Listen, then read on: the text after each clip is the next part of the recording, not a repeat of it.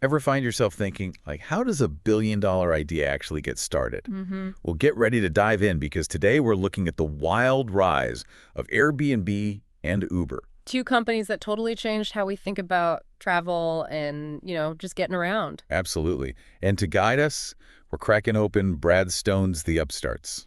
A fantastic read. It gives this inside look at how these companies went from, well, practically nothing Right, from scrappy beginnings. to completely upending entire industries. Okay, so let's unpack this. Stone kicks off with Airbnb, and get this, their journey starts with, like, a couple of air mattresses, a design conference, and a desperate need to make rent. It's such a classic story. Stone uses it to show how disruptive innovation often comes from just solving a small local problem. Yeah, not some grand vision, right? Exactly. Chesky and Gebbia, they weren't setting out to revolutionize hospitality. They were just two guys trying to make ends meet.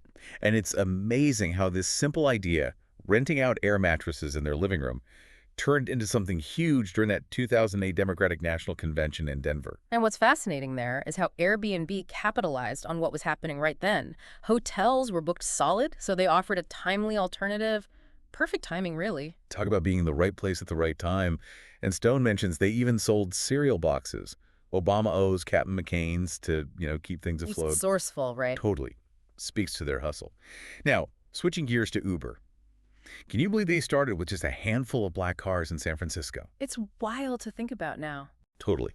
Stone talks about how that initial spark came from Garrett Camp's frustrating experience trying to get a taxi in Paris. Remember those days before ride-sharing apps were everywhere? Oh, I remember. That feeling of am I ever going to get a ride? It's incredible how such a common frustration sparked a billion-dollar idea. Necessity is the mother of invention. Right? Yeah, absolutely. And he wanted something as simple as pushing a button to order a ride. And what's interesting is Stone points out this wasn't Travis Kalanick's first rodeo with a startup. His previous venture, a file-sharing company called Scour. Scour, right. Yeah, it actually Wow. went bankrupt after, get this, being sued by the music industry. That whole episode with Scour, it's actually really telling. It foreshadows Kalanick's later battles with regulators and these, established industries. So it's like he got this crash course Yeah. in what happens when you challenge the status quo. Exactly, a lesson he definitely carried into Uber. It's fascinating how both Airbnb and Uber, while disrupting their respective industries, Mm-hmm. also had to confront these unexpected hurdles as they grew. Stone recounts this pivotal moment for Airbnb, they realized their system, built on trust and transparency, had a kind of vulnerability. No, absolutely. People who might exploit that trust. The EJ incident. Right, exactly. Where a host's apartment was totally trashed by a guest, it really became this turning point. Suddenly, Airbnb had to grapple with this, the darker side of their community-driven model. It forced them to invest heavily in security, customer support, all of that. They had to shift from simply connecting people to actually, safeguarding them. It really makes you realize that trust is a two-way street, especially when Wow. you're talking about the sharing economy. Yeah, 100%. And it's an issue that hasn't gone away, right? Yeah. Even today, these platforms are still grappling with things like safety, verification, how to be held accountable. And Uber, well, they had their own set of controversies during this period of rapid growth, that whole God view scandal. You remember that one? Oh, yeah. Employees being able to track users' locations, in real time. Exactly. It caused a huge uproar about privacy. It really exposed this blind spot in Uber's, I think, relentless pursuit of growth at all costs. They were so focused on outmaneuvering the competition that they overlooked or maybe even underestimated the ethical implications of the technology they were building. Stone even suggests that this whole move fast and break things mentality, while common in Silicon Valley, can have some real-world consequences. Oh, without a doubt. And these ethical dilemmas weren't just about user data either. Stone also digs into Uber's use of surge pricing, that algorithm-driven system that raises prices when demand is high. Right, like when everyone's trying to get a ride home after a concert or Well, something. exactly. Kalanick, Uber's CEO then, argued that surge pricing was just a way to balance supply and demand to incentivize more drivers to get on the road when needed. Makes sense in theory. Right, but it also led to accusations of price gouging. Yeah, people felt like they were being taken advantage of, Yeah. especially when they had no other option. And it raises a really important question. Even if the technology works on paper, is it ethical if it leads to outcomes that people see as unfair? Right, right. These are the kinds of questions that Stone really wants us to grapple with. It seems like both companies were learning these really tough lessons about the complexities of the real world, right? They Yeah. were disrupting industries, but also creating new problems they hadn't really anticipated. Absolutely.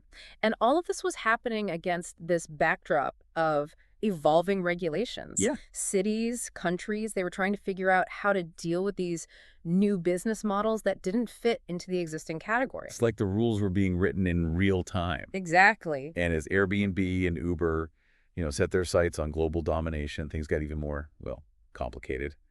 Stone highlights how they had to navigate a whole new set of challenges expanding into different countries. Yeah, it's one thing to disrupt an industry on your home turf, but going global.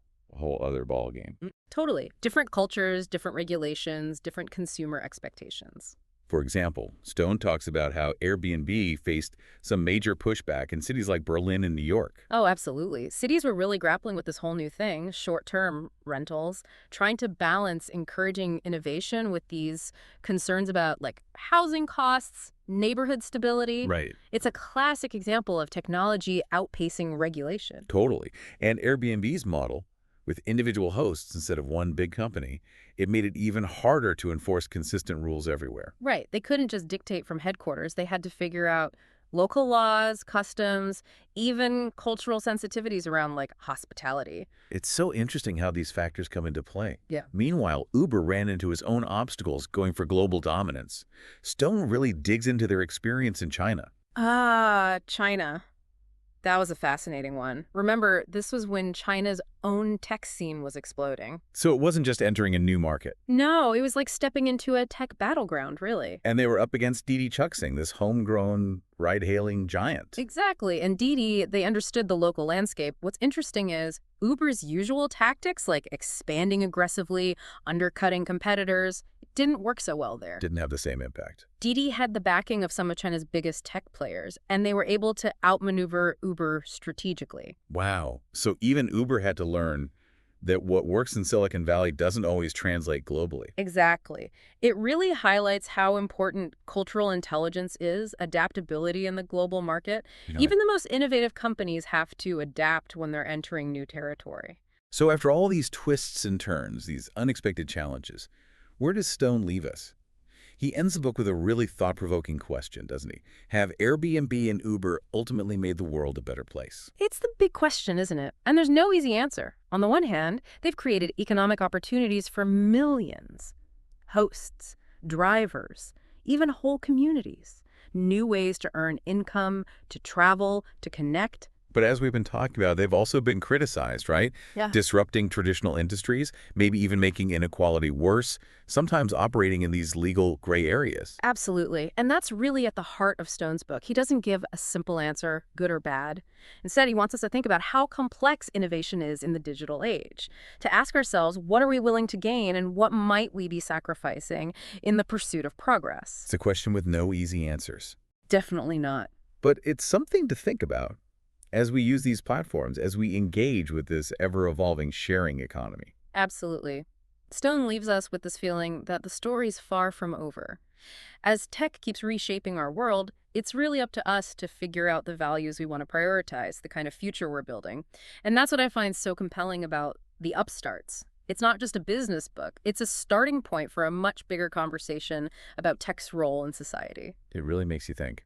Well, on that note, we'll wrap up our deep dive into the rise of Airbnb and Uber. Be sure to check out Brad Stone's The Upstarts for the full, fascinating story.